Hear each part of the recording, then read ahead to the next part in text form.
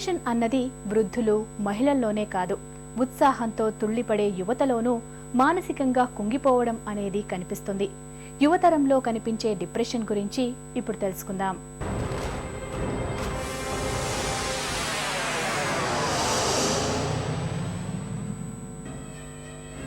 మానసిక అశాంతి.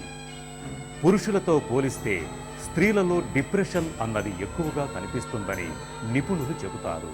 సున్నిత మనస్కులు కావటం, దీనికి తోడు నెలసరిలో చిక్కులు, కానుపు కష్టాలు, పిల్లల పెంపకం, తీరికలేని కుటుంబ బాధ్యతలు, ఇవన్నీ స్త్రీల మనసులను ఇట్టే వికలం చేస్తుంటాయి. ఆత్మీయులను కోల్పోయినప్పుడు, ఒంటరిగా జీవిస్తున్నప్పుడు, జీవితంలో మోసపోయిన సందర్భాల్లో చాలామంది తిరిగి కోలుకోలేనంతగా కుంగిపోతుంటారు. అయితే ఆశావహ దృక్పథమే అన్నిటికీ సరైన పరిష్కారమని చెబుతున్నారు డాక్టర్. స్త్రీలలో పురుషుల కన్నా 2 రెట్లు ఎక్కువ డిప్రెషన్ ఉంటుంది. ఈ డిప్రెషన్ స్త్రీల్లోనే ఎక్కువ ఎందుకు ఉంటుందంటే కొన్ని రకాల మార్పులు ఉంటాయి. స్త్రీలలో శారీరక మార్పులు కొన్ని వస్తుంటాయి. అలాగే సమాజంలో మనకున్న అంటే స్త్రీలకున్న పొజిషన్ బట్టి కూడా, దాని తర్వాత స్త్రీల మనస్తత్వం బట్టి కూడా. ఈ పెద్ద మనిషి నెలసరి మొదలైనప్పుడు కొంతమందికి ప్రీ మెన్స్ట్రల్ డిస్ఫోరియా అంటాం అనమాట.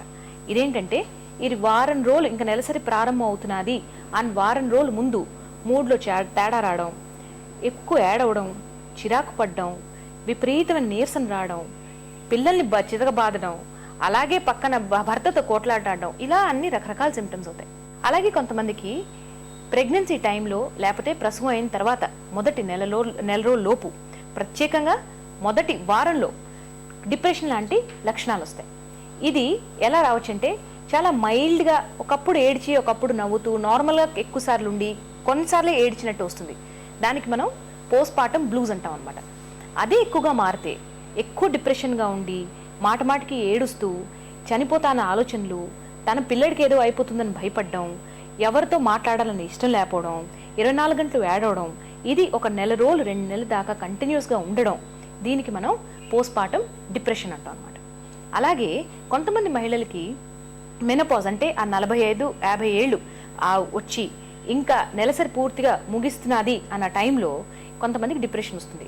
ఇప్పుడు ఇటువంటి రకం డిప్రెషను కొంత మటుకు హార్మోన్స్, శరీరంలో ఉన్న హార్మోన్స్ వల్ల కొంచెం వచ్చినా, ఇంకొంతమందికి ఎందుకు వస్తుందంటే అదే టైంలో పిల్లలు పెద్దవాళ్ళు అవ్వడం, ఇంటి బయటకు వెళ్ళిపోవడం, కాలేజీకి వెళ్ళడం, పెళ్లిలే వెళ్ళిపోవడం, ఇన్నాళ్ళు పిల్లలే తన జీవితం ఉన్న మహిళ హఠాత్తుగా ఒంటరిగా ఉండిపోవడం ఇంట్లో. అలాగే కొన్ని శారీరక మార్పులు అంటే థైరాయిడ్ ప్రాబ్లమ్స్ అయినా, డయాబెటీస్ అయినా, హై బ్లడ్ ప్రెషర్ అయినా ఈ వయసులో వస్తాయి.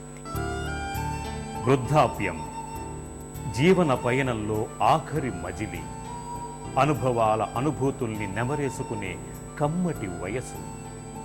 మనవలు మనవరాళ్లతో హాయిగా కాలక్షేపం చేయాల్సిన వృద్ధాప్యంలో చాలామందికి డిప్రెషన్ ఒక తీరని శాపంగా మారుతుంటుంది. ఆత్మీయుల ఎడబాటు, భరించలేని ఒంటరితనం, ఎడతెగని అనారోగ్యం, ఇవన్నీ ఆఖరి మజిలీలో అంతులేని నిర్వేదాన్ని తెచ్చిపెడుతుంటాయి. అయితే కాలానుగుణమైన మార్పులకు సిద్ధపడటం, వాస్తవిక దృక్పథాన్ని అలవర్చుకోవటం ద్వారా మలి వయసులో ముసురుకొచ్చే మానసిక సమస్యల్ని చాలా వరకు నివారించుకోవచ్చు. వృద్ధాప్యంలో చాలామందిలో ముఖ్యంగా కనిపించేది తమ జీవిత సహచరులను కోల్పోవటం. దాని మూలంగా చాలామందిలో ఒక రకమైన డిప్రెషన్కి లోనవటం జరుగుతూ ఉంటుంది. రెండోది కుటుంబ సభ్యులంతా దూరంగా వెళ్ళిపోవటం. కొడుకులు, కూతుళ్ళు అందరూ ఉద్యోగాలు చేసుకుని, పెళ్ళిళ్ళు చేసుకుని దూరంగా వెళ్ళిపోవటం ఈరోజు చాలామంది చూస్తున్నాం. అందులోనూ ఒకళ్ళు ఇద్దరు పిల్లలు ఉంటారు, వాళ్ళు ఎక్కడో దూరంగా స్థిరపడిపోతుంటారు. వీళ్ళు ఉన్న ప్రదేశం నుంచి బయటకు వెళ్ళలేక, ఉన్న చోటే ఉండలేక ఒక సతమతమయ్యి డిప్రెషన్కి లోనయ్యే అవకాశాలు ఉన్నాయి. మూడోది ఒక రకమైన నెగ్లిజెన్స్కి లోనవటం. అంటే చాలామందిలో వీళ్ళు పెద్దవాళ్ళు అయిపోయారు, వీళ్ళకి ఎందుకు ఏం చేస్తారులే ఇంకా అని ఒక రకమైన చిన్న చూపు చూడటం. అంటే వీళ్ళు కుటుంబం ఇంకా దేనికి పనికిరారు, ఒక మూల కూర్చుని ఏదో తింటూ కాలం గడిపేస్తే చాలు, మనకు అడ్డం రాకుంటే చాలు అని కుటుంబ సభ్యులు కూడా ఫీల్ కావటం.